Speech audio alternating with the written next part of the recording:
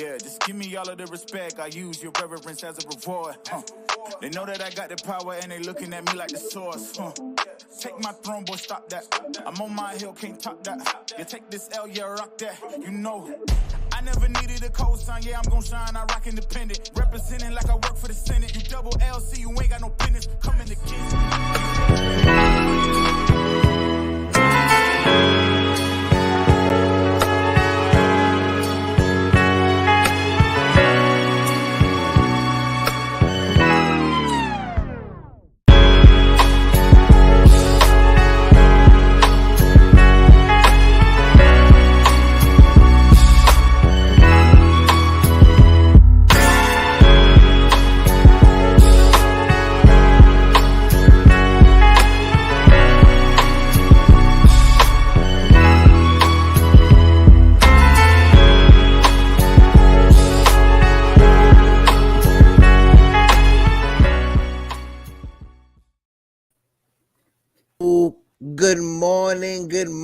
Good morning, Knicks Universe.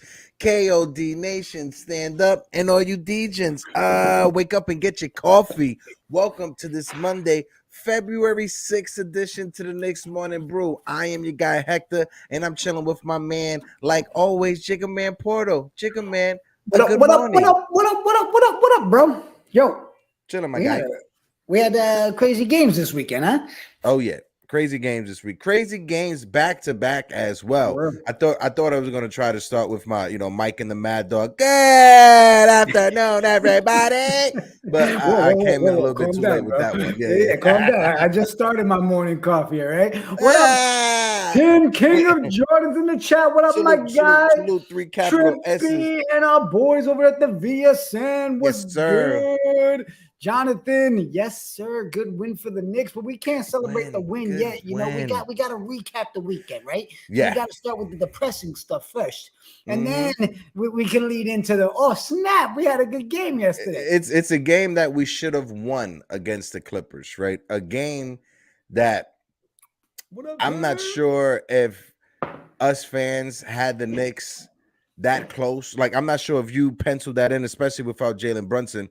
That we were going to be that close, but we were that close throughout the whole game. We had the lead in the last final seconds. They tied it up. We went to overtime, and it is what it is. It is written. Shout out my bro Kent in the chat. Kent, salute, hope all is well, my guy. But yeah, final score: Clippers 134, Knicks 128 in overtime. It was a gut-wrenching loss, a game we should have won. I'm not sure if because we was in overtime and our players were feeling gas, but it looked like a few of them were just gas. It looked like Julius Randle was gas. He gave us the best effort he can, and we just couldn't come out with this one, bro. What was your thoughts on this loss? Man, shout out to Kent in the chat. Shout out to Chris Joseph. What up, my guys? Bro, I'm gonna be honest, man. This game right here, this was one of those nights where we didn't have any kids home, right? Now, granted, we at that point we only got one left in the house, right? Yeah. But she wasn't home, and then the other ones came in for the weekend, but nobody was home. I got to sit back, watch the game. This is where your wife is in the other room, making sure something's not wrong with you. Are you okay? Like, something's wrong when you got your wife asking, "Are you okay?" Because, bro, I was yelling for the first time this season. I'm gonna admit, I was sitting there yelling my brains out on why we had RJ in most of that game. Like, I literally out loud, my guy, I was out loud. Like, what are we doing? Take him out. Like, flipping out that my wife is literally there. Are you okay? Are you okay? And of course, thinking she really cared, I'm like, yeah, well, RJ is playing like trash. And she's like, wait, I don't really care. Yeah. Bro, that game, RJ it was brutal to watch, man. And I'm an RJ fan, but that game right there, it had me questioning what the hell he was doing in that game, period. And, Brunson, 41 points. Julius Randle, 28 points. But then R.J. Barrett, 6 for 21 from the field. 6 for 21. 1 of 8 from the three-point line. I think February 6, 2023, I think we could all come to the same conclusion that R.J. Barrett is not a three-point shooter. He is a streaky shooter. He is a streaky scorer.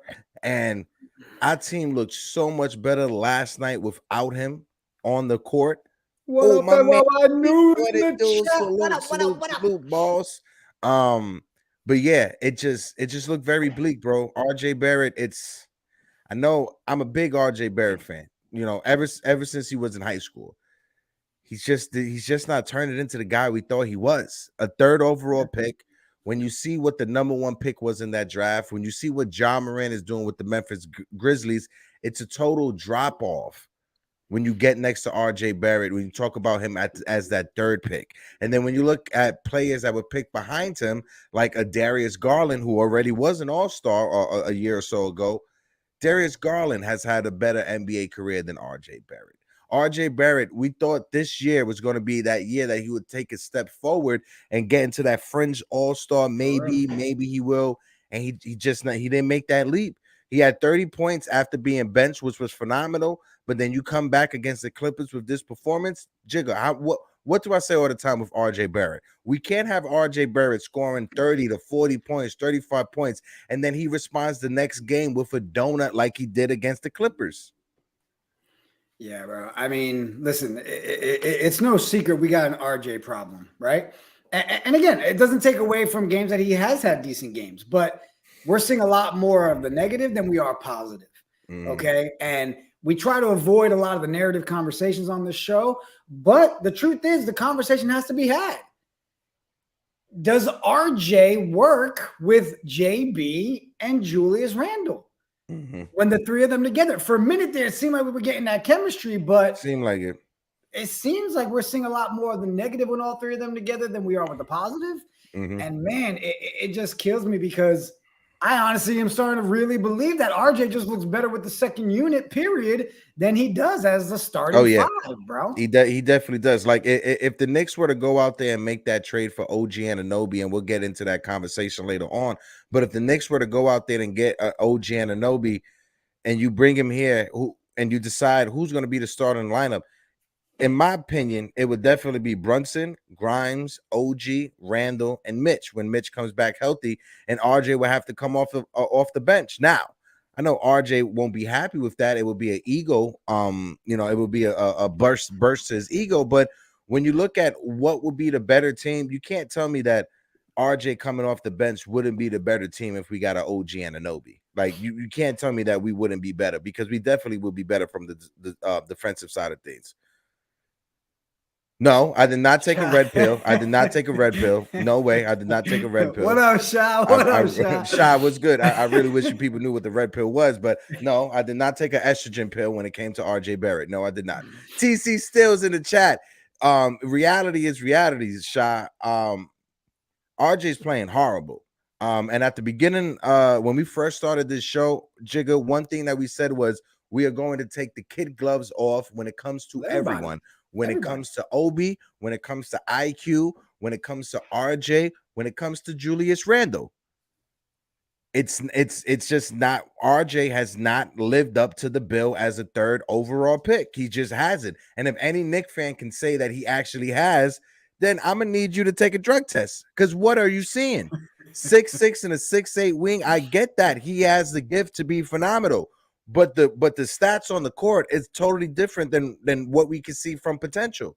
He's not lived up to it. As a third overall pick, he has not lived up to the potential. Now, he's averaging 20 points per season. We got Phil with the Mickey sweater. Phil with the Mickey sweater. His ears were ringing. He said, wait, we talking RJ? Okay. Sorry, Phil.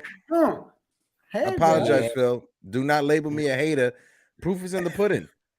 1 of 8. There's no way that you can excuse 1 of 8. There's no way that anyone can excuse 6 of 21 from the field. He froze up. All right, Phil, stop by. We started talking to RJ. He froze, bro. All right. Kent said RJ versus most of the guys in the draft, they were handed the keys and giving guys to fit around them and coaching that fits their style. You can't argue that, right? If you go back, and I forgot, somebody put a tweet out. But not Darius Garland. Darius Garland already had a guy. Darius Garland already had a guy there that was already a starting point guard. Darius Garland had to earn his position in Cleveland. Darius Garland wasn't given the starting point guard spot in Cleveland. He wasn't. What up, Pudge? Pudgy Nice, what it do? Salute. Colin Sexton was the starting point guard in Cleveland. Welcome back, Phil. Happy Monday, bro. You want to start with an RJ rant? Feel free, because we talking some RJ Barrett, bro. Yeah. So I think the huge problem is what our expectations were and why our expectations were that. Like, we as the Knicks, we wanted like Zion. That's what our hope and our goal was that season, is we wanted Zion. Then when we didn't get Zion, it was okay, we can at least hopefully get Morant. Then we didn't get Morant, and we saw what Morant turned into. And so, and I don't even know if all of us wanted Morant. I know a lot of people were down for the RJ, Same. once Zion was gone.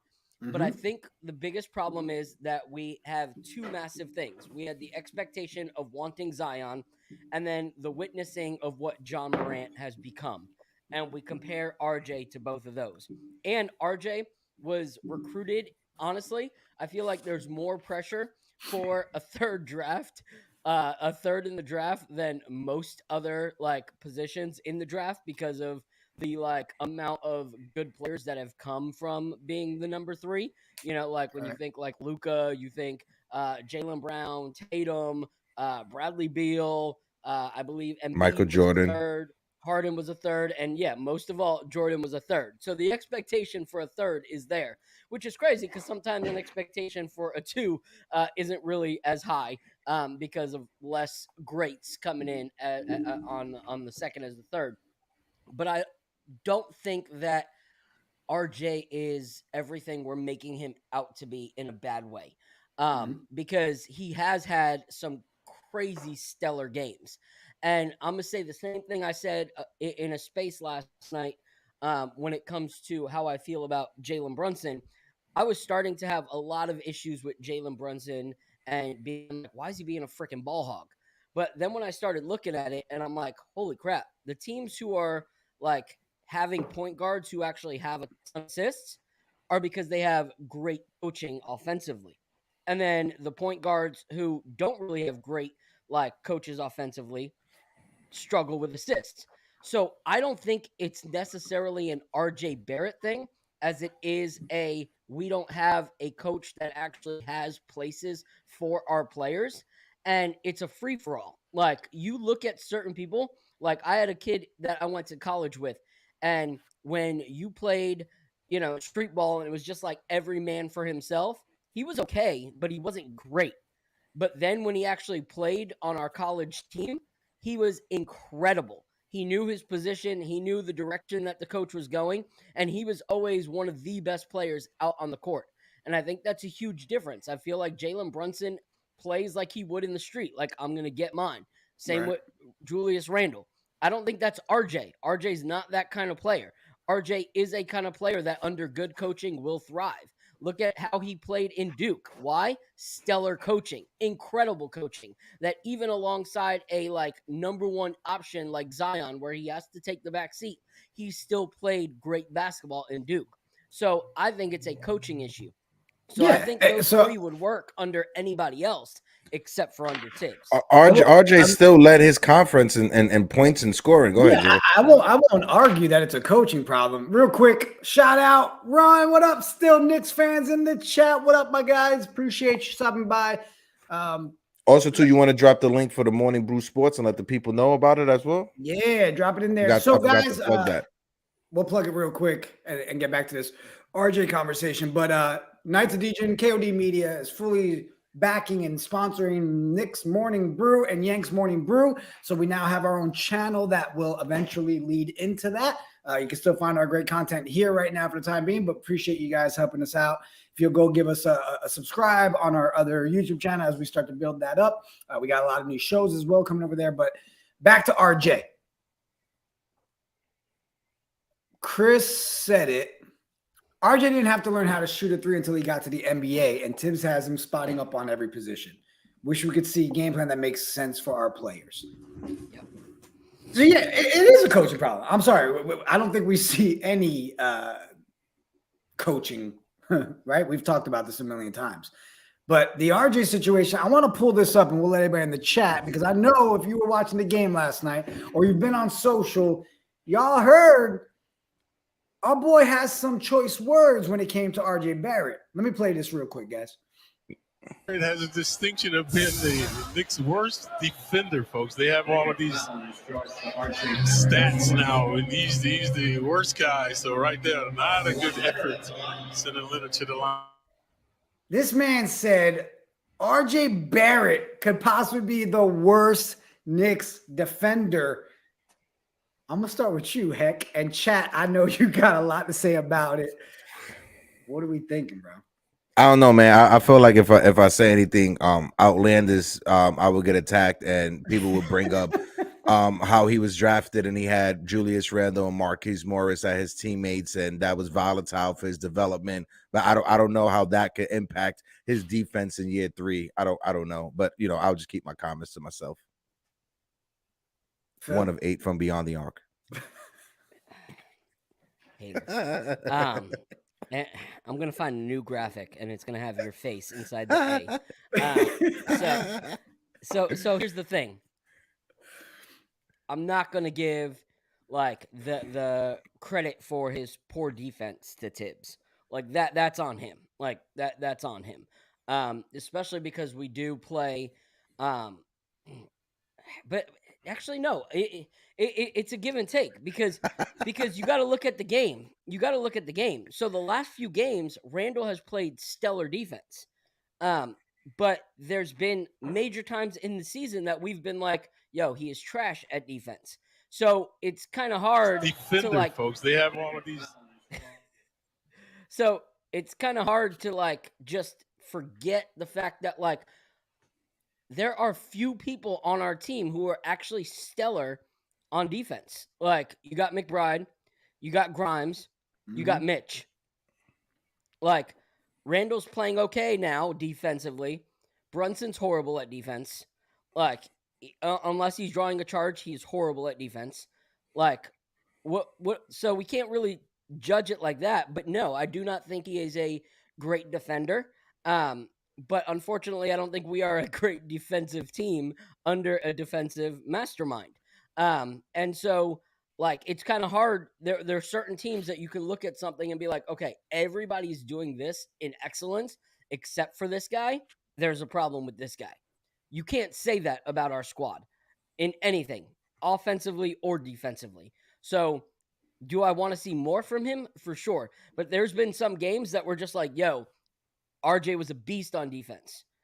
Yeah, so let me say this. I am making it clear. I am still not on the we trade RJ. I'm sorry. I am not there. So if you're in the chat, my apologies if you're on that train. That's you. Everybody's allowed to have their own opinion and fan the way they want. I'm not on the get rid of RJ. I'm on the we need to find a solution. But I do agree with the fact that, oh, what up, Fly God, the third, a.k.a. C-Mac. Appreciate you in the chat, bro. Said RJ's defense got exposed them moment they changed RJ Barrett to the 3. We didn't have these problems with the first 2 seasons. Yeah, again, I mean, it's he ain't lying on that one. We're not building cohesively, right? We all know that. We always judge and get confused by the decisions the front office makes. We just get pieces and then we see what happens, and then we watch guys like Evan Fournier, which we will get on that topic for sure a little later. But I'm not on the get rid of RJ, but I think they are putting too much on him, is what somebody said in the chat. Too much muscle this year, just like Mitch did last year, and he can't find his footing. He do look like he moved like an old man at times, right? He do look like he can't drive. Do you guys think it is the weight situation, or is it more of the like the yips? Like not the yips, not the weight situation. It's more of they moved them out of the shooting guard position to a small forward position. Now he has to guard bigger wing defenders out there, and they're taking advantage of the size or the ability that they are bigger than RJ Barrett. When you look at Ben Simmons, right? Ben Simmons, everybody said he was a great defender when he was guarding point guards. As soon as Ben Simmons became a power forward and not a point guard, you could tell his defense this year has been horrible. Right? So it all depends on matchup situations, and moving RJ from his natural shooting guard position to a small forward position may be the reason why his defense is hurting from that point of view. Now, also, and I'm trying to be as charitable as possible, Phil, please, please don't beat me up, pretty please. But yeah, great. If we're having a conversation about RJ Barrett, if we're having a conversation about critiquing RJ Barrett, why is Julius Randle being brought up when we're talking about RJ Barrett? And vice versa, if we're critiquing Julius Randle, why are we bringing up RJ Barrett when some people bring up RJ Barrett when anyone is critical on Julius Randle? If we're having the conversation about RJ and criticizing RJ, let's criticize RJ. Everything else is null and voided until we answer what we were answering at the beginning, and that is RJ Barrett. Again, Phil, this is not towards you. This is towards the Knicks community as a whole, because, anytime we want to criticize Julius Randle, SK right there, my man SK, he's the first one to pop up to talk about RJ Barrett. Right. So let's just stick on point, not you, Phil, but I'm just saying Knicks fans in general. If we're talking about RJ Barrett, let's critique RJ before we start nitpicking at other people, because what is that called? That's called whataboutisms. Yeah. And I think there's two ways about that. There are some people that want to avoid the elephant in the room by pointing out something else that's in the room. Like, okay, yeah, that's a problem, but this, but I think there's also a way of trying to say, okay, yes, this is a factor. We don't need to ignore that elephant in the room. But if there's all this other stuff in here too that looks exactly like that, then there's something else that's the bigger problem. That's the difference. Is you're not trying to deter the criticism from one player because you're a fanboy or fangirl of that person and you don't want that person to be critiqued. But being able to say, okay, defensively, he's struggling, but so is everybody else. So it's not a player situation. It's a coaching and organization situation. Like, there's a difference between deterring for the sake of not wanting to criticize that player and you very much care about that player, as opposed to realizing that player's inefficiencies are also everybody else's inefficiencies, which means that it's not the players themselves that are the issue. Mm-hmm. Interesting. But we can still answer the first question first. Before moving on to point something else out, is what I'm saying. Yeah. No, I hear you. Yeah. So, I mean, we do have an RJ problem, but I think it's a problem we know we have. It's an overall team problem. It's easy to nitpick and pick each person. Let's be real. We do it every game, right? Oh, yeah. The fan base decides who it is. I mean, last week, we all literally got rid of iHeart, right? Now iHeart has a fan club all of a sudden again, right? After doing things, like make some plays or whatever. Look, I mean, we got 3 days to the deadline. I feel like if we do make some moves, then we can start figuring out what we do with RJ, right? I don't think they're going to trade him. No, RJ can't be traded. He's not going anywhere. But my issue is I'm just worried on you're making these trades if you do make any. But again, we don't have a solution. You know what I mean? Like, what are you bringing in? Who's moving where? If we're going to use RJ with the first group, then there needs to be some change because I'm sorry, him, Brunson, and Randle together, it just too much of the same ball play, man. It doesn't work for me. We wouldn't have this problem if Quentin Grimes was a 6'8" small forward, because then you could put RJ Barrett at the 2, at the shooting guard.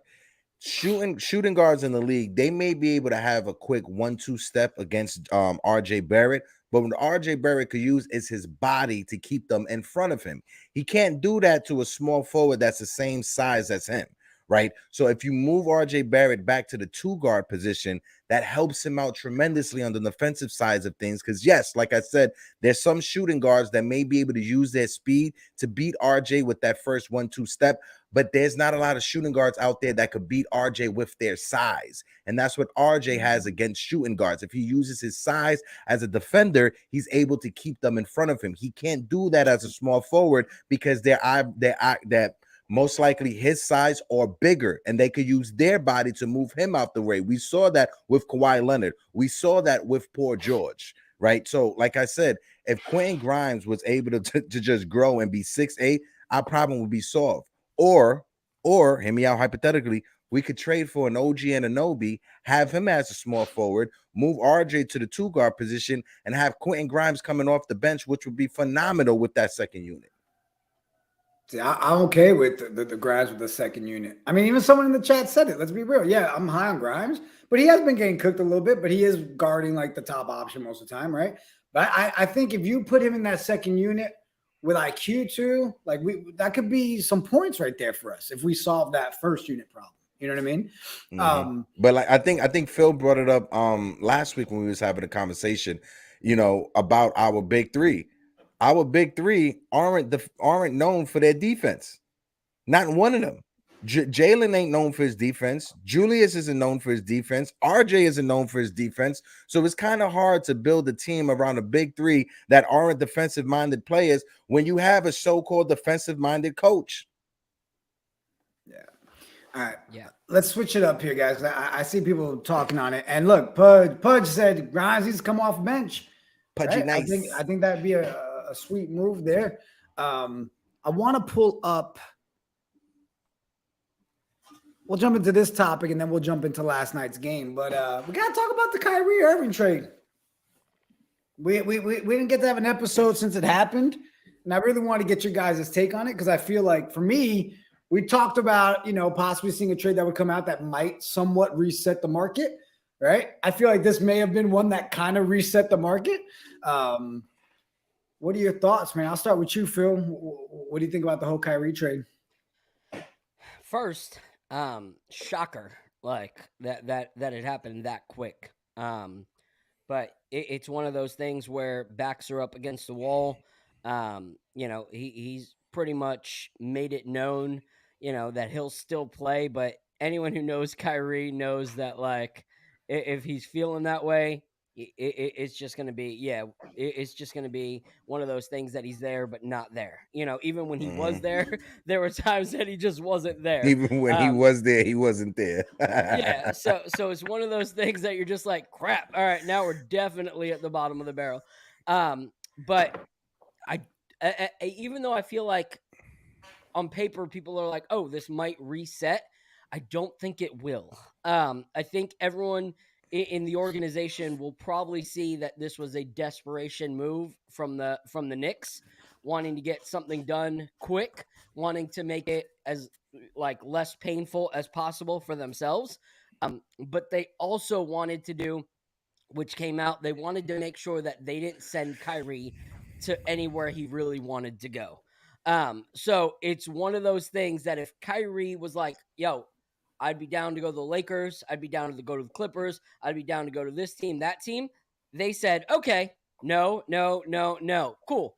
4 out of the 6 teams that have already approached us are places we will not send him because he wants to be there. So they kind of just did what they had to do as quick as they could to kind of clean things up as fast as they could, and get the best that they thought that they were going to get for that situation. I still don't think coaches are going to ignore all the other big trades that went on and go, oh, this is now the market. I don't think it's enough to really reset the market, even though I wish that would be the case. Like, I would love to see us pull off getting a player of Kyrie's caliber for sending a whole bunch of DNPs and some second-round picks. For real. them, but I don't see that happening. Trippy in the chat, LeBron ready to retire. I'm telling you, bro, the funniest tweet I saw was when they used that clip when he was having his tantrum over that foul, and it was right after the Kyrie signing. They said they played it over the announcement, and it's him with that scene. Yeah.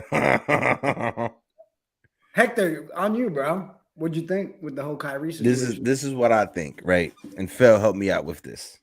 Yeah. I'm gonna just sit back and play my Game Boy and watch this nightmare unfold on court. It is going to be a nightmare in Dallas. Mark Cuban, you gotta give him credit because he took the gamble on KP. It didn't work out. Now he's taking a gamble on Kyrie Irving. I doubt this is going to work out. I definitely doubt this is going to work out. So I'm just going to sit back and eat this popcorn. The Brooklyn Nets, if you're the Brooklyn Nets and Kyrie comes to you and demands $50 million per season over the next 4 years, if you're the Brooklyn Nets and you give him a guaranteed contract over the next 4 years of $200 million after what happened over this past couple of seasons, after he hasn't been able to be healthy for a full, he hasn't played the full season since 2018. Let's put that in. Let's throw that out there also. Since the 2018, Kyrie Irving has not played the full NBA season, right? It's Pudge Nice said it perfectly. It's a rental for the Mavs, right? The pieces that they gave up, Spencer Dinwiddie, Darian Finney-Smith, those are two solid pieces, but that's nothing that's going to put you as championship contenders. Is it going to reset the market? We're going to see. It's a wait and see thing, because with Kyrie Irving, if any team gave up multiple first-round draft picks for Kyrie Irving, that was going to blow up the market and make it even worse than what it is right now because of Rudy Gobert. But the reason that they got second-round picks, an expiring contract, Dorian Finney-Smith, he's a solid player. I'm not trying to bash him or throw him under the rug, but that's not pieces that you get back for a superstar like Kyrie Irving. That's not pieces that you get back for the number one all-star vote leader for point guards in the East like Kyrie Irving, right? So maybe some of them numbers may be inflated because people maybe just be voting for him just to vote on him. But I think this is going to be a horrible movie in Dallas. Get your popcorn ready. It's not going to work out. The Nets was like, we're not going to send, like Phil said, we're not going to send you to the Lakers to go be with LeBron and get another championship. No, we're going to send you to Dallas to go play with Luka. Seriously. And then VSN Trippy literally put the 3-word tweet from LeBron James. Maybe it's me. That's all he tweeted out about the whole situation. Man. Dr. Umar is going to be so upset about this. Dr. Umar is going to be so upset that he's with Luka Doncic now. But what if it did work? Like that's where the Mavs kind of succeed. You know, like they give up pieces that they possibly could have been considering moving anyway, you know, if they want to make sure that they hold on to Luka for the long haul. Like, they're going to want Luka to re-sign. So, at the rate that they were going, possibly not going to be the outcome that they wanted. So, now they go out, they get Kyrie. If it's a dumpster fire, it's a dumpster fire. Like, their season is what their season was going to be anyway, not what they wanted it to be. But if they actually get it to work, and Kyrie's already talking about how he would want to re-sign for 4 years with the Mavericks, like, if that actually worked out, they get this, like, bonus of now we get Kyrie for the low, and Luka will come back and re-sign an extension with us. And so either way, it's a win-win for Dallas since they didn't have to give up a ton. Like, if they would have had to give up some really, really, like, detrimental pieces, some first-round picks, stuff like that, then it would have been, you know, one of those things that was like, dang, they got robbed. But they didn't. At the end of the day, everyone was just like, holy crap, why didn't my team take a stab at it? You know, like, when everybody saw what they got, I was like, hold on a second. We got role players, too. Like, we could have gotten Kyrie. Crap, you know? Like, so I think that was a smart move on Cuban's part. How about right here, Caputo in the chat feels like, are the Nets trying to rebuild? Looks like they should, but this is the conversation, right? And I jumped into a couple of Nets Twitter spaces as well. KD next or Ben Simmons? It's funny. Trippy, bro, you just want to come up here, bro? Because you and I right there. Same answer. Yeah. KD, Ben has no value. I don't think. Ben, that's me. Yeah. And then what makes it harder to trade Ben Simmons also is his contract. He got the contract. He got the max extension on his rookie deal, right? So if you're going to trade him to a team, you have to trade him to a team that they do not have at least one other player that has that same type of structure in their contract. That's why it was hard to trade Ben Simmons this offseason. That's why it was hard to trade Kyrie Irving and Ben Simmons in this offseason. So it's. I'm just sitting back and laughing because the Knicks aren't the laughing stock of New York City. We are not the laughing stock of New York City. Now, there's some fans that may want to clamor and beat down on Tom Thibodeau. I get that. RJ Barrett, he's the new punching bag. I get that. I understand that. But as of now, the Knicks are over 500. The Knicks are 21-1. And games where they hold their opponent to less than 110 points per game. I'm going to say that again. We are 21-1 when we hold our opponent to less than 110 points per game. February 6th. We are a few games over 500. We are battling for the 6th spot in the East. The Knicks are not a laughing stock in the NBA, and if there's anything to take home from this season, is what I just said right there. I'm happy with where we are at right now in the season. We are 100 times better than last year. Julius Randle, he's not punching coaches. Oh, wait. Hold on. He's not fighting people backstage. He's not screaming at fans. You're being positive. I'm trying to, because Phil labeled me as a hater, and I want Phil to like me again. He doesn't answer my text messages anymore. Yo, shout out to DSJ, our boy in the chat. What up, DSJ? Guys, we got so much more to talk about, obviously. I want to shout out Jonathan in the chat. No, we don't. No, that ship is sailed. Get the hell out. Yeah, that ship is sailed. Just like you said in the chat, Caputo, that ship has sailed. So Jonathan asked about Obi. All right. He wanted to know what our thoughts were on Obi. Where's Obi going? Is Obi being traded? And he also said, what trade do you predict the Knicks making before the trade deadline? Let's start with the Obi conversation. All right, because I feel like I don't even know where to go with this conversation anymore. Like, 1 minute, I really think we are going to trade him. Next minute, I'm like, man, we should keep Obi for our second unit. I'm torn on what the heck is going on. Yes, but that is the one thing that's been consistent all year long. Yes. Is that right there. Yes. But, man, I mean, if we are going to make a trade, it still seems like Obi is the piece we're using, right? So Obi is that trade topic. But I don't know, man. Phil. No. Yeah. Here's the thing. It breaks my heart because, like, I want to see a season where Tibbs is not the coach with Obi before we even consider what Obi can or can't be. Because when he gets opportunities, he has these flashes of, holy cow, he could be a great player, and then he gets yanked. Like, it's just one of those things where it's just like, he's showing what he could do. Let's sit him again. And so I don't want to see an end of Obi as a Knick before we have someone that's actually willing to give Obi true opportunity, where he gets plays run for him, where he is actually able to, like, use his skills, like, because he's shown over these last few games in the few minutes that he gets that he's playing great. Like, you even see, like, if you watch the other announcers, like, I'm done watching the Knicks streams, like on League Pass, because you hear so much of what other people think of our players and our organizations when you listen to the other broadcasts.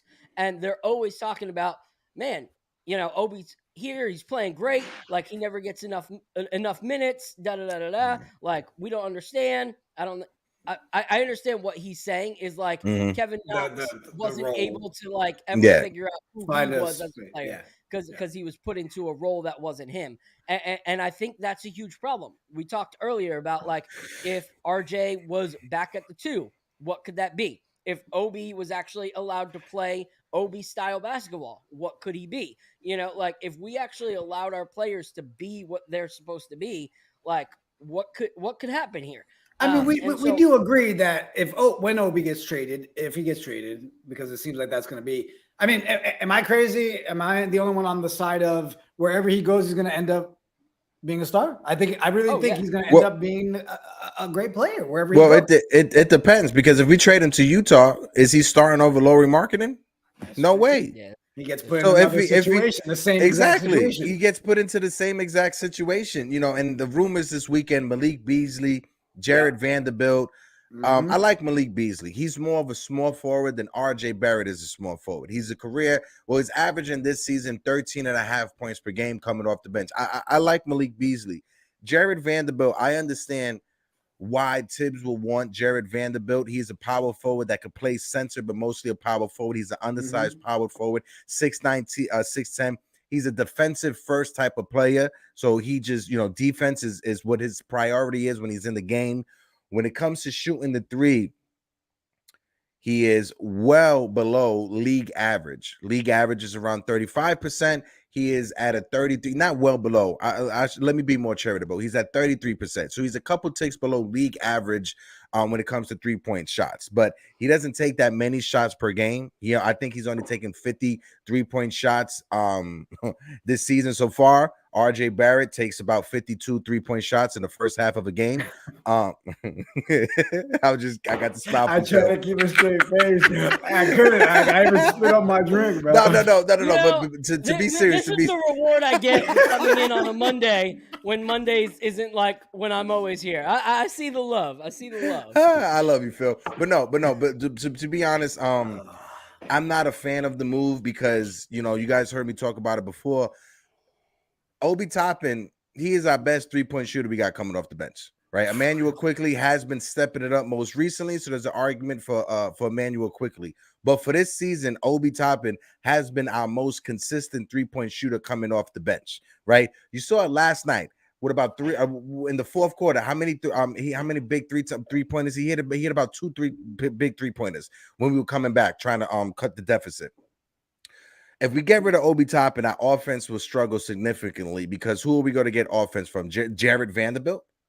That's who we're going to rely on our offense to come from. Malik Beasley, who's going to take touches away from IQ, who looks better coming off the bench than anyone else that we have coming off the bench. So I'm just stuck of what are we going to do? And Malik Beasley, Jared Vanderbilt, I'm not a fan of it. Listen, I told you last episode, I'm going to stick to it. I've officially reached the point last week of whoever you trade. If it's going to be players that we're actually going to use and make us better, do it. And I hate to say it. If it's Obi, fine. If it's he who we do not speak of, that needs to be done. Okay. Did Fournier increase his stock value a little bit last night? Not even due to the gameplay. How about just for the fact of his comment after the game? Like that should earn him brownie points right there for the man literally saying it was like a fun one-night stand. I think coach is set on his 9-man rotation. I don't care, guys. At this point, give me bodies that Tibbs will actually play. Not just players to make a trade. Please guarantee me it's somebody that's going to come in that's actually going to playing time and help us win some games. Now, if you were to put, shout out my guy, Sir Pizza. Now, if you were to say that the Knicks are going to make 2 trades, one for OG Anunoby to put him in the starting lineup with RJ at the 2 guard, OG Anunoby at the 3 guard, and then we trade for Malik Beasley and Jared Vanderbilt, and coming off the bench, we have IQ, Quentin Grimes, Malik Beasley, and Jared Vanderbilt. I'm down with that. If that's the route we're going, I'm down with it. But we can't just do one. We have to do both. We can't just pick, all right, we're going to go the Malik Beasley route and then hurt us in the starting lineup. We can't do that. We need OG Anunoby in our starting lineup. And if we are going to trade Obi Toppin, trade him for a guy like Malik Beasley so we can have him coming off the bench with IQ and Quentin Grimes, because IQ and Quentin Grimes coming off the bench with Beasley will make up for his defensive lapse. But having Jared Vanderbilt to be the solid defensive anchor coming off the bench with Jericho Sims, I don't mind that whatsoever. No. Yeah. No, I agree. Phil, I'll let you take it from there. But I mean, if we pulled both of those off, right, that gives us a game plan. That definitely makes our team better. Yeah. Yeah, go ahead, Phil. That definitely does. But there's a lot of like things to look at now too. And there's a lot of rumors that with Kevin Durant probably hearing this news, he's going to want out. So there's going to be a lot of teams that for the trade deadline are going to try and make offers. But a lot of these teams that are going to try to make offers are in win now mode, and they're going to need another team to pull off these kind of trades. And maybe the Knicks can fit into that somewhere. The big rumor is that the Phoenix Suns are extremely interested in grabbing Durant. Like, oh yeah, they got to go all out for him. Partnering with Booker. But there's no way that they can keep Booker, DeAndre Ayton, who else? They're gonna flip. They're gonna flip Ayton. They're gonna flip Ayton for KD because Ayton wanted out. He wanted to be with Indiana this offseason. Go ahead, Phil. My fault. Yeah. So there's gonna be a team that has to get involved like with that trade in order for them to pull it off. So do we try to get in and figure out how to get our Mikal Bridges offer that we had been, talking about earlier in the season. If they need another team to like balance it out, I think there's a lot of different options. I think for me personally, OG only works if we still get something off the bench, like you said, whether it's that trade or something else. Right. Because even though you got to do both of them. I feel like Grimes has earned a starting position, it doesn't work as long as we have the mid three, because there's not enough shots for Grimes. Like Grimes is doing great when he puts up a lot of shots, but he only puts up a lot of shots when one of those three are MIA for the day. And so I think that, like, in order to make Grimes work off the bench, we need to make sure that something comes in defensively, and then we still need defense off the bench to partner with, because you can't have if we get a guard, especially, you can't have three guards again coming off the bench in the second unit. You can't have Grimes, Quickly, McBride and expect us to like hold our own. It's a lot of small dudes, So sadly, McBride would come as an even more of a reserve if he used to play. So that's the hard thing, is someone has to move. Someone has to move. And that's the hard thing, is because those three guys, especially McBride and Grimes, those are like Tibbs's young guys that he talks about all the time, even more so than Quickly. I don't know. Like, I would honestly be surprised if we do anything. Like, we talk so much during trade season, like, what about this? And then 9 times out of 10, we're like, nope, we did nothing. Here we go. Or we flipped a first round pick for 3 second round picks within the next draft. Yeah. For me, when it comes to both those trade scenarios, right, for OG Anunoby, 2 first round picks. I'm not giving up 3 first round picks. That's a no-go for me. 2 first round picks. If you want to throw in a 3rd first round pick, is the heavily protected 3rd first round pick. Player wise, it would be Cameron Reddish, and it would be Derrick Rose. Derrick Rose makes about 14 mil plus Cam Reddish, I think 6 to 8 million. With an OG Anunoby, the Toronto may have to throw in another piece, but I'm not giving 3 unprotected first round picks for OG Anunoby. Now, with the Malik Beasley and Jared Vanderbilt trade, it will be an Evan Fournier, Obi Toppin for Malik Beasley and Jared Vanderbilt. Maybe a few second round picks get thrown in there just to divvy up the money somewhat. But those are the pieces that's going to be gone. We need to do something with Derrick Rose. We need to do something with Evan Fournier. So we either trade D Rose and the trade that will bring us an OG Anunoby, or, like I've been saying it, trade D Rose to Washington. Derrick Rose wants to be playing alongside his friend Taj Gibson. They want to be those 2 veterans that play alongside each other, right? So just let them go out there and play with each other. He wanted to go to Washington this offseason when we traded Taj away, so we could still do the same thing. It's just we can't go past this trade deadline with the same roster, right? Now, if you want to say we can go past this trade deadline with the same starting lineup, copy.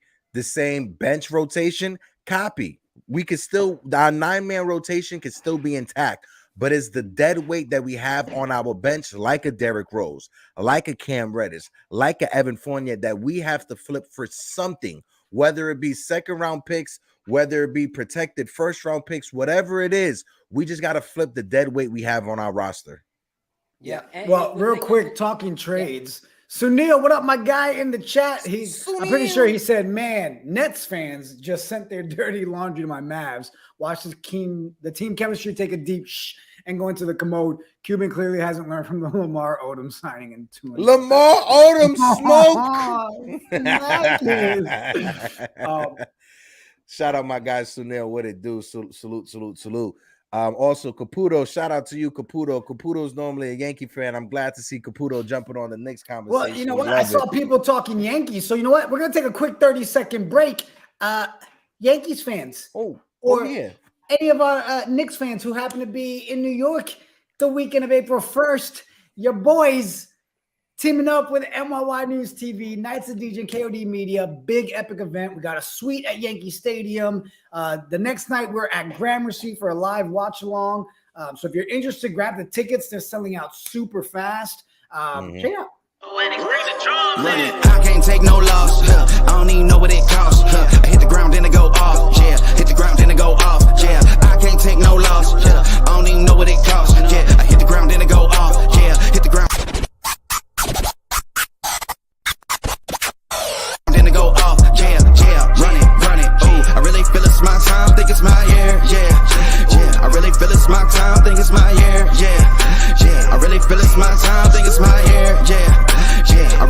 Prime time, think it's my pen ready.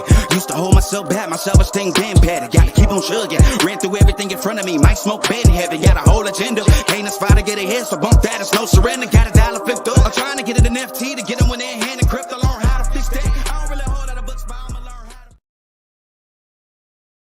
Yeah, that is gonna Yes, be yes. It's gonna be epic. Truly Links is. we'll drop in the chat. Grab your tickets. I mean, look, we don't have to do any fake sales pitches. As in, we literally were down to 6 tickets left as of yesterday, and the Yankees are looking to increase our allotment of tickets because we already done sold out the first 130 people. So we got more Crazy. coming. Grab those tickets. Gramercy the next night is free. Literally come out, buy your drinks and food. Let's hang out. Heck and Pete will be doing game season live from the venue. It's going to be an epic night. Guys, let's go back to this topic here. Could we see a world where this man performs like he did last night if he got more time with us? Ignore the fact that he can't play great defense. But did we not get epic Fournier last night, bro? Shout out Evan Fournier. Evan Fournier, he was knocking down those threes the Aki way last night in the Garden, right? Shout out to the Ak for coming out, knocking down those 3-point shots. And I mean this with everything honest about me when it comes to Evan Fournier last night. Like you said earlier, Jigga, he's building his trade value up, right? He's showing teams he can knock down that shot. If you get Evan Fournier in a solid rotation and a team that has defense already built around him, right? If that's already there, Evan Fournier will be able to be a sniper coming off the bench, getting you an easy 10 to 15 points. Look at that right there. Shout out to the Brew Tube for this one right here. I feel like what was that Muppet show that they had the monsters at the movies? That's what I feel like right now. Monsters at the movies. I used to love monsters at the movies, but no. Shout out to Evan Fournier, man. He stepped up when his number was called, and that's all we ask from a professional athlete. Even if you're not getting any player time, if your number is called, show up, and that's what he did last night. So shout out to the Ak. Yo, would have loved to have him the night that Batum threw up that game time 3 on French night, man. We could have had the battle of the Frenchies. Chocolat bleu. Chocolat bleu. Omelette du fromage. Go ahead, Phil. Wow. There were so many things wrong with that. Like, if I was watching and y'all would have done that about 2 players on Spanish night, I probably would have fought you guys. But anyway, so don't make me stop. It's like Gaza from Muppets Take Manhattan. That's a fact. I got to give credit to this guy, man. Like, there's a lot of players that would not have come in and put that much effort in to help us win that game, to know that next game he's probably going to be back on the bench. Like that, there's not many players that would show the kind of like character that he has shown through this whole thing. Like, he got, the bag thrown at him, a ton of promises from the New York Knicks of what his future was going to look like. And it has not panned out. And yet he has not talked crap in the media. He has not had a puss face on the bench. He's always the first one standing in timeouts and applauding people. And he's definitely been somebody that has shown standout character and then has shown true professionalism when he gets the call. He played great last night. Without him in that lineup last night, I don't think we walk away with a win. He was clutch for us. And as bad as he is on defense, you can't say he doesn't try. That's my biggest thing with a lot of players, is that they're bad at defense, so they just go, well, I'm bad at this, and that's their excuse to let people go by. He would rather get fouled, foul somebody. He would rather pull someone to the ground than just be like, I didn't do anything. So hats off to Evan Fournier. I would like to see him go to a team that he can shine on, off the bench. Someone that he can just come out, do what he does, be a sniper. Like you said, have defenders around him so that it's not like a liability to have him on the court. Real talk. If we were guaranteed, Phil, real talk, if we were guaranteed that Evan Fournier would come out and be the sniper that we were hoping with the second unit, do we all agree that we'd say, all right, cool, let's keep the man here, keep the French baguette in the building? But we don't get that play every time. Only if we traded for a defender off the second unit to come around quickly, because otherwise it's still like we still need someone like in that defensive role off the second unit, small forward or power forward. I don't know. We got. I like how Deuce McBride played yesterday. Credit to Deuce McBride knocking down. He needs to start knocking down more of his 3-point shots that are open. But defensively, even being undersized, he was still a pest. How many turnovers did he force in that second half when the Knicks were trying to make that comeback against James Harden? He had Harden at least, if off the top of my head, at least 2, minimum 2. So Deuce McBride defensively, he may be undersized, but like JJ just said in the chat, he's gaining confidence. And I just want to point something out. My man 19 comment, he says, I say the same thing, heck, Dexter's Laboratory. First of all, 19 comment, till this day, I do not eat broccoli because of Dexter Laboratory in that episode about broccoli being aliens from another planet. I kid you not. I do not trust broccoli. I hate the smell. I hate how it looks. I hate it. So Jigga, can you pull up that Fournier picture again? Here's the thing. Even if we kept him, he knows that Tibbs is set on his 9-man rotation. So this is someone so even if we kept him, like he's not going to fit in that 9-man rotation. That's the thing about who we trade for. Like if the players are saying, "Hey, doesn't matter what I do, Tibbs is set on 9-man rotation." Like who is going to fit in that 9-man rotation and who is going to get bounced from that 9-man rotation? But I think even if we make trades, we still are worried about who makes that 9-man rotation. Exactly. It's Tibbs. It's Tibbs, regardless. Like that statement right there speaks like so much. I don't think people realize. Yeah, it's first. It's hilarious, right? Let's be real. Like the mayor was just like, yeah, let's be real. It's a one-night stand. But the fact is, I think coach is set on his 9-man rotation. You think? We all see it. We all know he's dead set on it. So again, back to the trade conversation. Are any of the pieces that people were talking about pieces that Tibbs will actually play? I'm sorry. I'm concerned that he won't, man. Yeah, exactly, Kent. Why are we trading? Because Tibbs won't play them. Exactly. So we end up giving up a bunch of assets. We give up, draft picks, all this stuff, and then we end up with guys that, are just new names that sit on the bench? I can't do it. The broccoli people. I'll make it. I'm gonna make it for you. Heck, please make it for me. Please. I'm muted because I'm trying to find something that Kent sent me for this conversation about Tibbs. We're about to get it. All right, so we're talking about last night's game. Fournier was a big standout. Yep. I need to know if SK is still in the chat because I did something I didn't tell you guys, but I'm gonna do it now. But I know SK would really appreciate this. I'm gonna do it, guys. For the first time, I'm going to make it very clear. Stop! Enough! In 3 days, I don't have to hear any more about the trade deadline, and we'll stop talking about it. Stop with the trade Julius Randle talk right now. Because right now, if he's not there, we're not winning the games that we're winning. And Julius is playing lights out. I said it. I'm saying it. SK, if you're in the chat, it's right there for you, SK. Stop it. No trading Julius Randle. Mention Randle 3 times, and SK pops up. Go ahead, Phil. You're making a face. No, like here's the thing: is I don't see it happening. Like, and the thing is he hasn't given me, reasons to be on the let's trade him now, train. However, like I've said it time and time again, the only thing I want from Randle is consistency. And what I can say is in the last 2 games, and I see Randle differently than a lot of other people.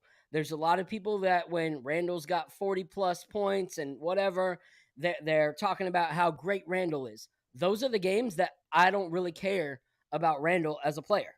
It's games like last night and games like the one before where Julius Randle is actually looking for players that have a better shot than he does, that he's actually using, like, not just I'm going to dribble from the 3-point line, but I'm going to get it at the foul line, and I'm actually going to do a floater over Joel Embiid. Like, it's those kind of games where I'm like, this is what I've wanted. Like, all season long, I've wanted a Julius Randle who's not going to knock down 30, 35 to 45 points a night. I want the Randall who's making players around him better. And there was a moment in the game last night that I said, finally, this is what makes me go, yes, he deserves to be an all-star. Grimes passed him the ball instead of shooting a three that was a good shot for Grimes. Randall gets fouled. He starts clapping and yelling over to Grimes, telling him, you need to shoot that. Goes up to Grimes, taps him on the chest, encourages him. The next play down, Julius Randle passes it to Grimes, and Grimes immediately shoots the three, nails it, and Randle goes up to him and encourages him like, that's why you need to shoot it. That was one of the first times that I've seen like on the court leadership from Randle, and it made me go, holy crap, like this is the kind of player that I've been dying to see. He didn't have the most points on the court last night. He had 24 points, and that was totally fine with me because he made people around him better, and he set an example last night on how it doesn't only need to be an ISO ball focused like game. And so that to me made me go, okay, if this is the kind of Randall we can have, build around him. Like build around him because he's actually doing the things that I've been asking for the past 2 years for him to do. So there's no reason for me to say trade Randall right now. I can say, Randall, please be this guy all the time. That's all I want. Yeah, heck, Word. we spoke about it, right? I say it all the time, literally a month ago, where I said, hey, if this man is smiling, if I see him dapping up guys on the team, if he's leading like he knows he can, then I'm all about keeping Randall all day. Okay? Randall, Same. and the numbers he's putting up and the way he's playing as a team, yeah, have we still seen games in between? Yeah, we do still see. Nothing perfect. Dr. Jekyll shows up, right? But 19 Con said it. Randall has matured from his antics of last season. And nobody could disagree with that.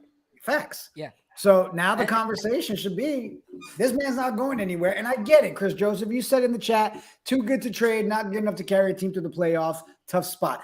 I'm gonna only argue with you on this, Chris, because you know what?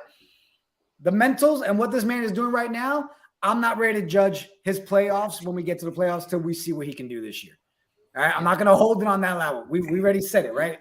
Gloves off, everybody. Let's see what we can do. I don't know, man. This is a different Julius, and we're all seeing it.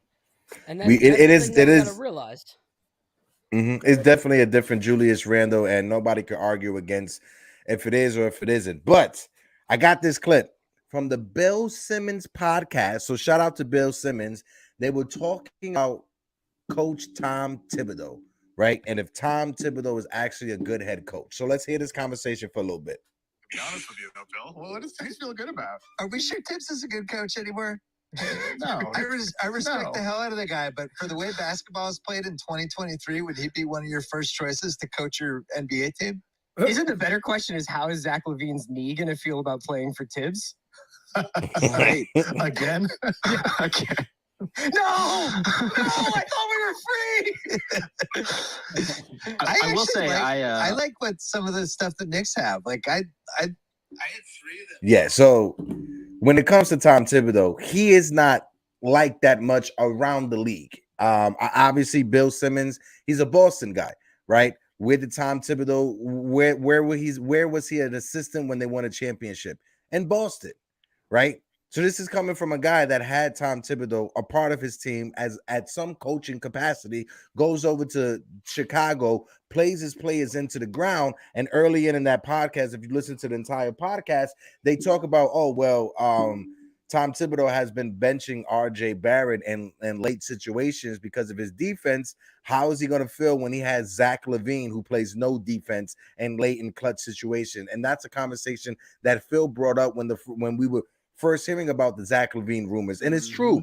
If he's going to bench RJ Barrett because of his defense, he's definitely going to bench Zach LaVine because of his defense, because Zach LaVine, it doesn't have any defense, right?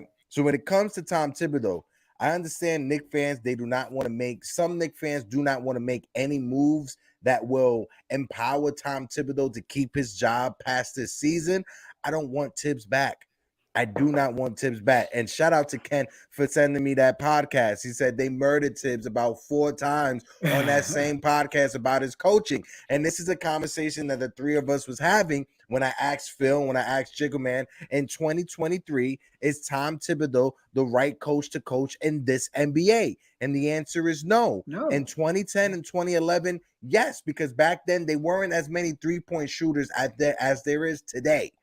But today in 2023, when this is a three-point dominated league, when you have teams that everyone can shoot the three from the point guard to the center, Tom Thibodeau is not the right coach for this team, especially with that little flap that he has over his head. Bro, you're 65 years old. Just shave it off. What are you saving it for, bro? What are you saving it for? Just let it go. Let it go. Join the crew, bro. Just join the crew. Let it go.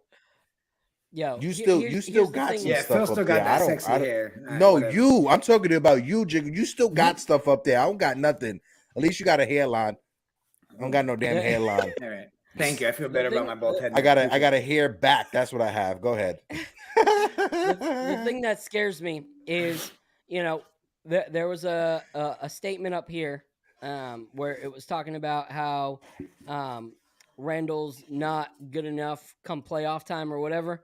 And the thing is I don't know if that's going to be the case now that we have players around him that take off a lot of the responsibility and pressure that he had the first time he went into the playoffs. What we have to realize is that, like, until that year, he didn't have a lot of responsibility on any team that he was on that made it to a playoff contention. Like, he just wasn't. And so he makes it, and then he's the number one option. That's a huge to go from like being just a role player to now you're the number one option in the playoffs. And so my only fear is going to be in back-to-back games where we have to beat a team numerous times. How much does Tibbs push him to the limit? Because there has been growth from him. Like, you can't watch a broadcast like yesterday where one of the main guys, Richard Jefferson, is a huge Knick hater, and he spent so much time talking about how great of a player Julius Randle has become this season. Like, this is the guy who does not like the Knicks, and he even says, y'all know my relationship with the Knicks, but you got to give Randle credit where it's due, and you got to give credit to the fact that Brunson is bringing out the best in him by taking off a lot of that pressure. So my biggest concern is not so much can he play good in the playoffs anymore, but how much is Tibbs actually going to put on him when it's game after game after game that we have to beat a team in 7? Like, how much can Randle actually take of the Tibbs pounding abuse of minutes? I think for anybody, that's a lot, and we got to also realize that mental health is also a huge thing. Mm-hmm. Like, we have to forget that these guys are constantly being criticized, constantly in the news, constantly having people judge them, and they don't just say, oh, he played like trash. You get a lot of people that are like, this guy sucks, this guy sucks at life, this and you're just like, nothing about this guy's actual life. Like, what do you mean? Why are you talking about them as a person? You don't know them as a person, and they have to deal with this night in and night out, and that's a lot. And if you don't think it's a lot, look at Ben Simmons. Like, the media, what happened to him with Joel Embiid and him, all that stuff has crippled that guy to the point that he has no clue who he is when he steps on a basketball court anymore. Like, he is not the same person. So we have to realize that a lot went down with Randle last year. He's overcoming a lot of that this year. But Knicks fans go like this, like extremes, like, oh, snap, Randle wearing his jersey. Next day, oh, throw that dude in the dumpster and push him down the train in the subway. No, that's you. That's you. That's you that always want to put. No, I'm joking. I'm joking. I see what happens. Look, Tibbs causes everybody to argue. Tibbs just brings out the worst in everybody. You know what? Listen, we've got a good friend. You give me a case of the Mondays. All right, I'm listen, a Wednesday type of guy. Tips has us all fired up. You know what? We have a friend that talks about tips the right way. Hold on.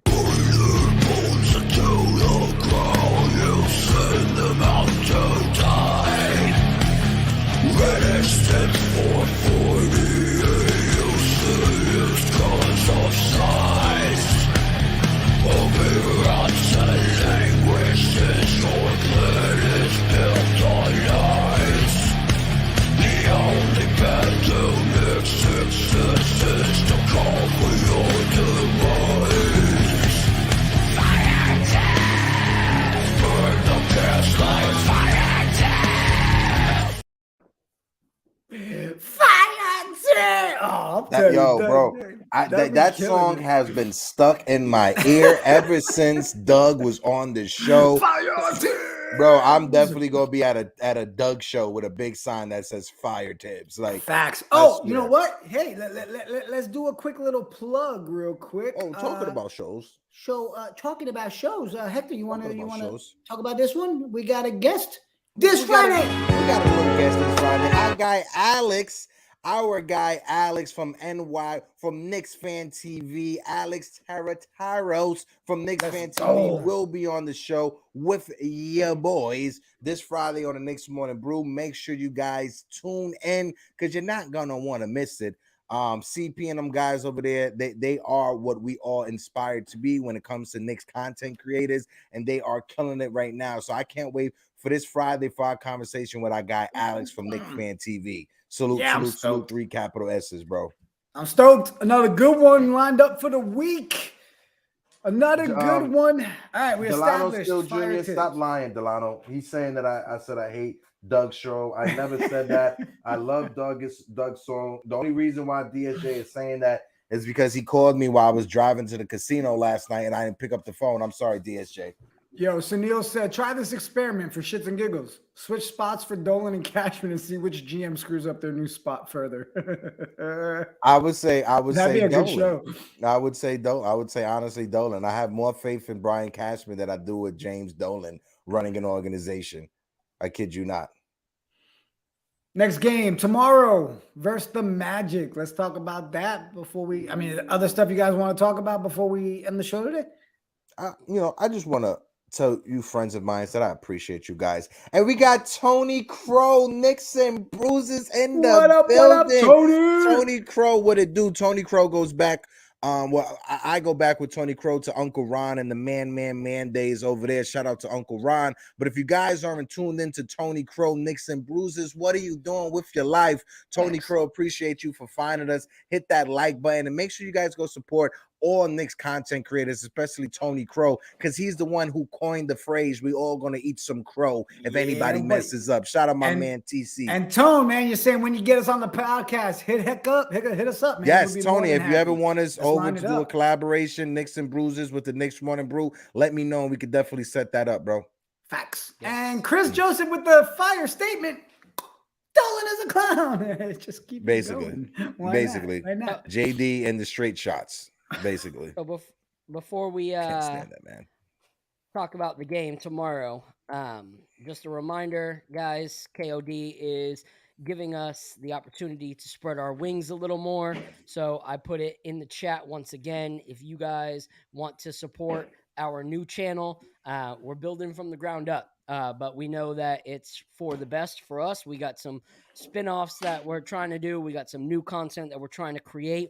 So if you guys can head on over, hit subscribe, send out a tweet for us, let anybody you know who loves Knicks, Yankees content, that we're doing big things and we want you guys to be a part of it. So we'd appreciate the follow. But for tomorrow's game, I will be in the building in Orlando. Nice. And I'm looking forward to it. I also know that our homie Eddie's going to be there as well. He hit me up that he's going to be at the game as well. So I'm probably going to link up with Eddie for a minute or two. Nice. Before the game or after the game. But I think, I think we have a lot to see tomorrow. Like we want to talk about, young teams. This is a team that's trying to build young. They got one or two vets, but they got a lot of young guys, and they're trying to figure out how they all fit. And they've been a team that's been able to upset a lot of good teams this year. Even though they're low on the win stat right now, like this is a team that you don't really want to count out because they do have a lot of players that can show up out of nowhere. So I'm looking forward to it. Like I want to see, what our future bowl looks like, in person. Bring them on over to the Knicks. So last I'm gonna trade keep speaking into Phil, existence. last trade line, Phil. That's all I was saying for the Knicks to do was to trade for Bobo. That's all I kept crying for the Knicks to do. That last trade deadline was to trade for Bobo. Pretty sure there's clips of that. It's crazy how definitely... good he could be. Like everyone's going crazy about like Victor. Like I understand, but Bol is a version of Victor that a lot of people have slept on. And Bol's like, wait a minute. So a big guy who could dribble circles around people, can hit the three, could dunk on you and make you look like an amateur. Oh, guess what? I've been doing that forever. He's giving you a taste of what Victor's gonna do. Yeah. So I think he was a steal for the Orlando Magic. And a lot of teams are regretting it, but they only gave up a second round pick. They gave up a couple second round picks for Bobo. That's definitely a steal. Sunil in the chat said Dolan should be the voice of Krusty the Clown on The Simpsons. No. Dolan is, if you guys ever played the original Kirby video game for the Game Boy, Dolan is the bullfrog at the end of the game. That's who James Dolan is. He's the bullfrog. You know what? You're wrong. You're wrong. I'm gonna one up you, and I'm gonna play it in your own world. You ready? He's Snorlax. First of all, that's one of my favorites. You're ruining Pokemon for him. Yeah, and how did I get thrown out the screen? I'm not the one who said anything blasphemous. This man up here did. I mean, this man down there did. I didn't. I was neutral. The game tomorrow, Phil. I hate saying we should win, right? Because I don't know about y'all, but last night's game, we were up 9 points and there was still a minute 40 seconds left, and I texted. Oh, but that's not an opponent. Why am I still nervous? Why am I still scared? That's not an opponent that we were supposed to beat last night. That was a game Philadelphia should have won. Against the Clippers. But I'm saying period, so let's because I feel like any game. Yeah. No, but what I'm saying is let's not go into this game with the same mindset that 76er fans had when they went into the game against us. Let's not sleep on the Magic, and let's go out there. It's an NBA team at the end of the day, right? Anybody can win if they all come down with their effort and their energy. So hopefully our team goes into this game with a better mindset than Philadelphia came into the game against us, and we come out with the win. Yeah. James Dolan should be the voice of Donkey from Shrek. Piece of check. DSJ, yes. Yeah, right. Go ahead, Phil. Oh, bad. Yeah, I like Heck said, we can't really sleep on them. They have players that, like, if they get started, could be a problem. Banchero is a beast. Like he is a great player. Like rookie year, looking like definitely rookie of the year. A second, third year kind of player. Like it's not something you want to sleep on. And the thing is, he's not the only guy. Like when Fultz comes out and is actually feeling it, Fultz can be a problem offensively. Like they got Jonathan Isaac back, so they even got power off the bench. Someone that used to be their starter is now coming off their bench, and he could still start for most teams. So and I think what we're gonna have a problem with is where we have a lot of small guys, they have a lot of big guys. Like a lot of big guys. Like even besides Cole Anthony and Markelle Fultz, everyone on their team is a big boy. Like everybody, from Banchero to Wagner to Bol to Mo Bamba, like they're all just big guys. Even though Mo Bamba, ain't gonna be there because he got those fists of fury. But it's gonna be an interesting game. So I'm looking forward to it. I'll be decked out in my Knicks gear, getting hated on. So yo, can I throw one more topic out before we end the show? Yeah, let's do it, baby. We got 3 days to the deadline. This for you too, chat. Do the Knicks actually make a move? Honestly, truly, how you feel? Do you see us making a trade before the deadline? Heck, what you think? I'm gonna do what Phil did. I'm gonna take a take a page out my man Fabulous Phil's book when he said the Knicks are going to trade a first-round pick for 3 second-round picks because that's what we do, baby. That's what we do, baby. That's what we do. Why are we going to do something different, right, Phil? Why do something different when the same insanity has been working, right? For real. Here's the thing about the Knicks. I don't even think, like, we're all questioning, did it reset the market? I don't think they're even caring. I think they already were like, oh, we're going to offer Julius Randle's next born, Tom Tibbs's, daughter if he ever gets one. What the frick? Like, they're going to offer the farm for somebody that we shouldn't, just because 6 months ago they planned on doing that.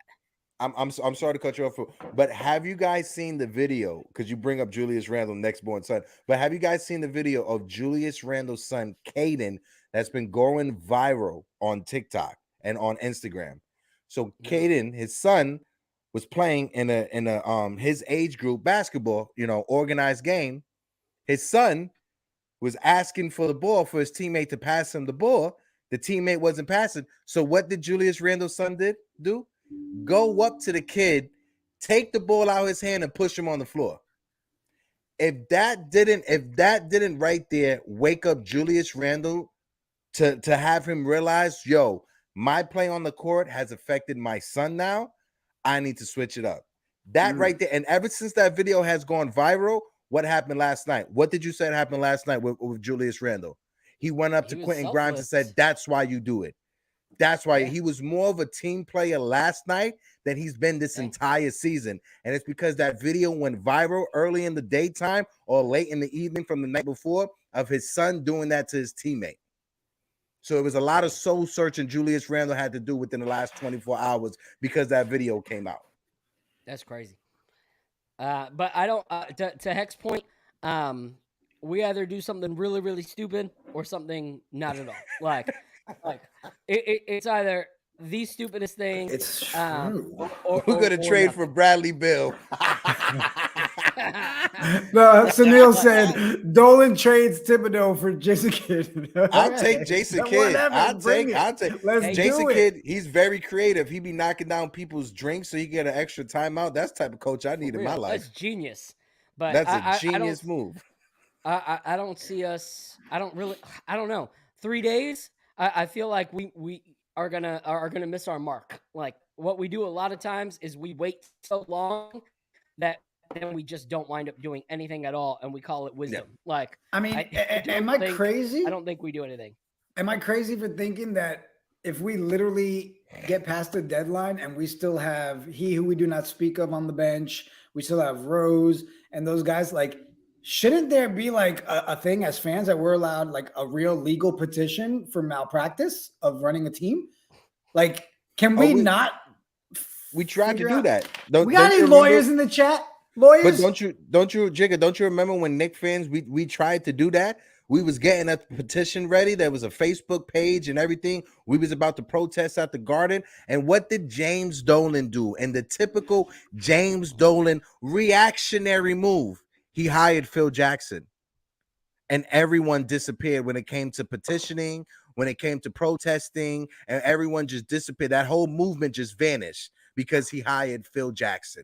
I mean, I feel like if we don't make some sort of move, like, honestly, like, it's almost like you're telling us as fans, like, hey, yeah, we know we can win games, but we have no desire to get further in the playoffs this season. Like, to me, that's them telling us, like, hey, we're letting you guys know we have no plans to go further than what you're seeing right now. That sucks. Like, as a fan, like, that sucks to sit here and say, hey, we're winning games. And yes, let's be real. They are fun games. You guys can't sit here and tell me that we haven't had games, win or lose. We've had some good ball games this season. So deadline comes, you're telling me you don't even bring anybody to help with the depth. You're telling me you don't give a crap, and it makes it kind of hard for me to swallow that. So yeah. I'm going to sign a petition and get a lawyer. If we don't do anything, we got to look at the East. Like, if we get into the, like, right now we're at a playoff spot, okay? But if we play the Celtics and we have to beat them over and over and over again, we don't have it. Like, we don't have enough power off the bench to even do anything. Like, even if our starters play well, like, not going to happen in multiple games. Bucks, definitely not. 76ers, I don't know. Like, can you expect to like attack Embiid and Harden as many times as we did last night? Harden was off. Right. And what happens if Harden starts hitting on a series? Oh yeah. What happens if Fournier's not there putting up 17 points and hitting threes? Facts. Exactly. Our only real big like success right now is that in that fourth spot was the Brooklyn Nets. And I think it's going to look different as the rest of the season continues. So maybe we get lucky and we draw the Nets in the first round, Or the Nets, they trade Kevin Durant and they fall out of that top 6 position and the Knicks could slide into that 6 hole. When it comes down, when you look at the standings right now and the teams that are ahead of us, if we had a 7-game series, the only teams that I feel comfortable going against in a 7-game series, Cleveland. That's a team I think we could say that in a 7-game series, all right, we could probably do some damage. We'll probably lose, but we may push them to 7 games. And don't call me crazy for saying this, but the Milwaukee Bucks, over these past 3 seasons since Tom Thibodeau has been the head coach of this team, what is the only team in the East and the West we have been able to handle consistently? And that's been the Bucks and Giannis Antetokounmpo. Yeah, I'm not crazy for saying that. Back. They got no. I know. Back, but what I'm saying over these past 3 years, even when they had Middleton, over these past 3 years with Tom Thibodeau as our coach, the only team that's in the East and West that's a top dog that we have been consistently able to handle over these past 3 years have been Milwaukee. We have beaten Milwaukee how many times coming back from losing by 20 points? We upset Milwaukee a bunch of times. Guarantee we upset a lot of people's parlay when they pick the Bucks against the Knicks. Facts. But any last words before we dip out? My fault, Phil. Go ahead. The only thing I'd say about Cleveland is right now, there's not many people talking about how we should have had Donovan after these last 3 games where he's averaging like 13 points a game. So I hope we find something like that in the playoffs. I hope if we play them, I hope we get that version of Donovan Mitchell. But we'll see. Like by our next game, our next episode, it'll be the last day before the trade deadline. Last day of the trade deadline. So we'll see. You're trying to go live. You're trying to go live on trade deadline. You're trying to do a trade deadline episode. We might have to, man. We might have to. I'm to sit here and watch us do nothing. Yeah. To sit here and watch our Knicks do nothing. All right, let's talk about it after the show. I'm down. We'll end it with Sunil. Sunil, I'm even going to do the vocals for you. He said Dolan is like Michael Keaton in Beetlejuice. Deadline coming. I want to go home. That's the perfect way to end it, bro. That's the perfect way to end it. That's the comment of the day. Appreciate everybody hanging out with us. As usual, Monday, Wednesday, Fridays, Knicks Morning Brew. Appreciate you guys. Tuesday, Thursdays, Yanks Morning Brew. The link's in there. Go follow the new channel. If you haven't yet, go follow Knights of Degen, KOD Media. Give us a subscribe, a like, a follow. Go hit everybody up. And let's hope we actually see something happen, guys. I need a trade. That's going to be the worst trade deadline episode ever, but I think we should do it. Phil, enjoy the game tomorrow. We expect footage and film of you and Eddie. Yes. I don't know. I'm kind of worried. You and Eddie together at a game. I ain't gonna front. I got FOMO. I got fear of missing out. Together. I got a lot of FOMO. We're not sitting together. We're just. But you're still gonna be hanging out. You're still gonna be hanging out, and I'm not gonna be there, and I'm missing out. Exactly, we're missing out. Don't forget, guys. Friday, Alex is in the building with us on the show from Knicks Fan TV. I'm done. Anything else? And then knowing Phil, he's gonna have himself some fancy whiskey and like a little sippy container that he's gonna sneak inside of the building. So security guards at Orlando Stadium, Arena, whatever it's called. The Mickey Mouse Kingdom Stadium, make sure you check Phil's bottle because it will have some fancy whiskey that costs $500, $600 a shot. but no, I just want to say that being able to wake up in the morning and to talk about the Knicks or the Yankees with you fellas is the best thing that I can ask for. I can't ask for anything else. Phil, Jigga, the 3 amigos, we are a family and we are here to the end, ride or die. Like Vin Diesel says in those car movies, familiar. Family. Yeah. I love you guys. We'll end it with this. And Hector, take us out. How about we start with this right here? First, the defender, folks. Barrett has a distinction of being the Knicks' worst defender, folks. They have all of these stats now, and he's the worst guy. So right there, not a good effort.